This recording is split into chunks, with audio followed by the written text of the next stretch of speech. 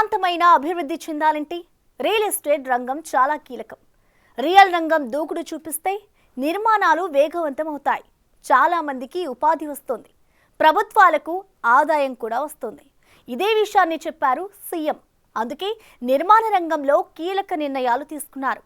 అనుమతులు వేగవంతం చేశారు. రియల్ రంగానికి 2047 నాటికి బిగ్ టార్గెట్ పెట్టుకున్నారు.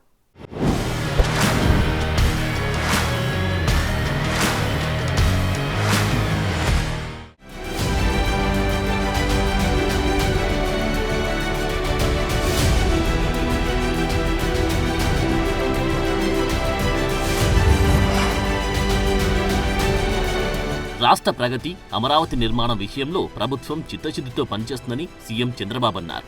బ్రాండ్ ఏపీ నినాదంతో ముందుకెళ్తున్నామని, నిర్మాణ రంగానికి మళ్లీ ఊపు వస్తుందని తెలిపారు. సమస్యలుంటే పరిష్కరిస్తామని భరోసా ఇచ్చారు. రియల్ ఎస్టేట్ రంగం బాగుంటే సంపద సృష్టి జరుగుతుందని సీఎం చంద్రబాబు అభిప్రాయపడ్డారు. కానీ గత ప్రభుత్వ విధానాలతో నిర్మాణ రంగం పడకేసిందని విమర్శించారు. రాష్ట్రంలో 40 లక్షల కుటుంబాలు నిర్మాణ రంగంపై ఆధారపడ్డాయని ఆయన దగ్గరున్న లెక్క.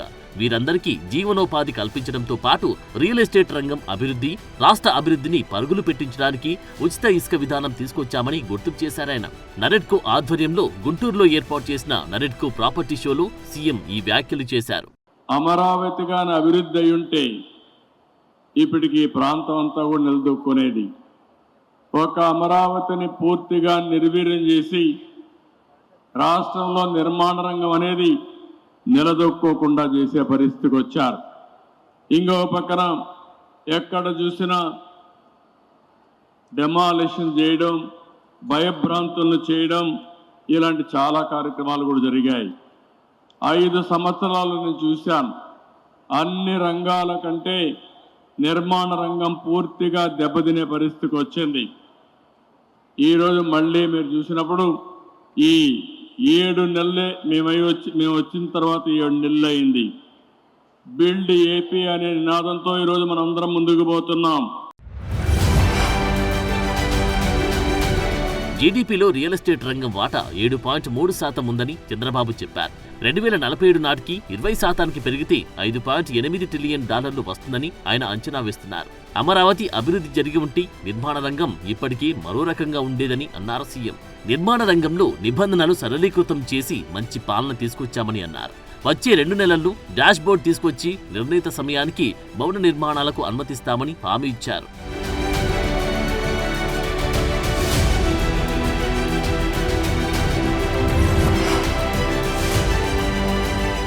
స్థిరాస్తి వ్యాపార రంగానికి సంబంధించి కూటమి ప్రభుత్వం కీలక నిర్ణయాలు తీసుకుంది.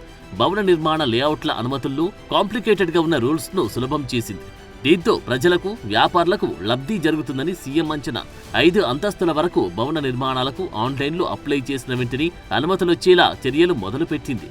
రోడ్ల నిర్మాణ పొడవు, వెడల్పు తగ్గిస్తూ వెసులుబాటు కల్పించింది. కేంద్ర ప్రభుత్వ సంస్థల స్థలాలకు ఆడుకొని అభివృద్ధి చేసే లేఅవుట్లకు ఆయా శాఖల నుంచి నిరభ్యంతర ధృవీకరణ పత్రం తప్పనిసరి అనే నిబంధన తొలగించింది.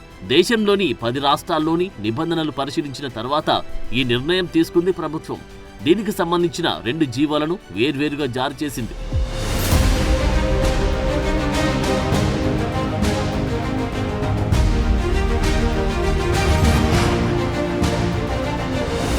సీఎం చంద్రబాబు శుక్రవారం గ్రామ, వార్డు సచివాలయాలపై సమీక్ష జరిపారు. ఈ సమీక్షలో గ్రామ, వార్డు సచివాలయ ఉద్యోగులను రేషనలైజేషన్ చేయాలని నిర్ణయించారు. వీరిని 3 విభాగాలుగా డివైడ్ చేయనుంది. ప్రస్తుతం గ్రామ, వార్డు సచివాలయాల సిబ్బంది కొన్ని చోట్ల ఎక్కువగా, మరికొన్ని చోట్ల తక్కువగా ఉన్నారు. వారిని జనాభా ప్రాతిపాదికన సరిదిద్దాలని నిర్ణయించారు. కనీసం 2500 జనాభాకు లేదా 5 కిలోమీటర్ల పరిధిలో ఒక సచివాలయం ఉండేలా చూడాలని అధికారులను సీఎం ఆదేశించారు. ఏజెన్సీలో అదనంగా సచివాలయాలు పెంచాలని సూచించారు. తక్కువ మందితోనే ఎక్కువ సేవలు అందించే విధంగా చర్యలు తీసుకోవాలని ఆదేశించారు. హార్డ్ వర్క్ కాకుండా స్మార్ట్ వర్క్ చేయాలని సూచించారు. ఉద్యోగులకు టెక్నాలజీపై ట్రైనింగ్ ఇచ్చి ఆస్పిరేషనల్ కార్యదర్శులుగా నియమించాలని చెప్పారు. వీరి ద్వారా ఏఐ, డ్రోన్ వంటి కొత్త సాంకేతికతను గ్రామాల్లోకి తీసుకెళ్లొచ్చని సీఎం అభిప్రాయం. ప్రతి ఇంటిని జియో ట్యాగింగ్ చేయాలని సూచించారు. జనవరి 20 నాటికి ఈ ప్రక్రియ పూర్తి చేయాలని చెప్పారు.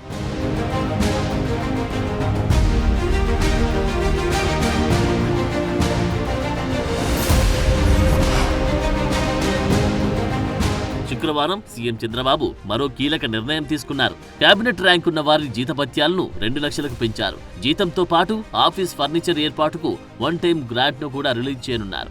అలాగే వ్యక్తిగత సహాయ సిబ్బందిని నియమించుకోవడానికి అలవెన్స్లతో కలిపి నెలకు మొత్తం 4.5 లక్షల రూపాయలు అందించనున్నారు.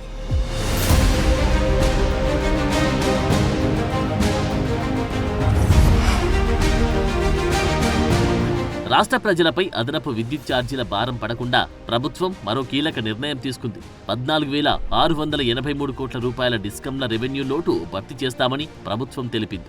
ఇంటికి, వ్యవసాయానికి, వ్యాపారాలకు విద్యుత్ అంతరాయం లేకుండా చూసుకుంటామని ప్రకటించింది.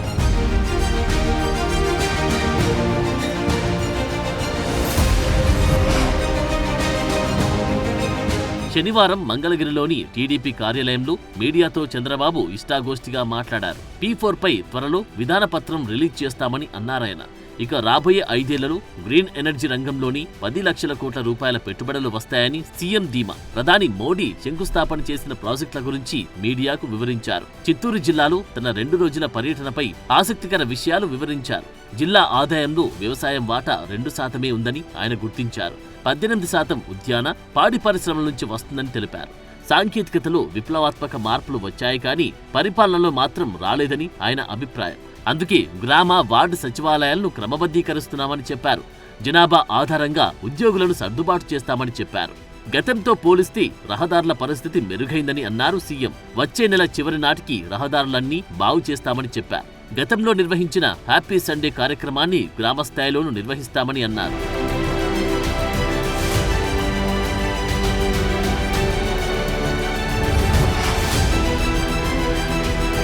సంక్రాంతి పండుగ వేళ ప్రభుత్వం పలు వరాలు ప్రకటించింది.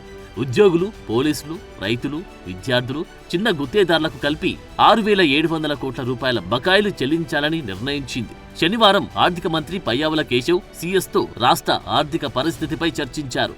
ఆ తర్వాత కీలక ప్రకటనలు చేశారు.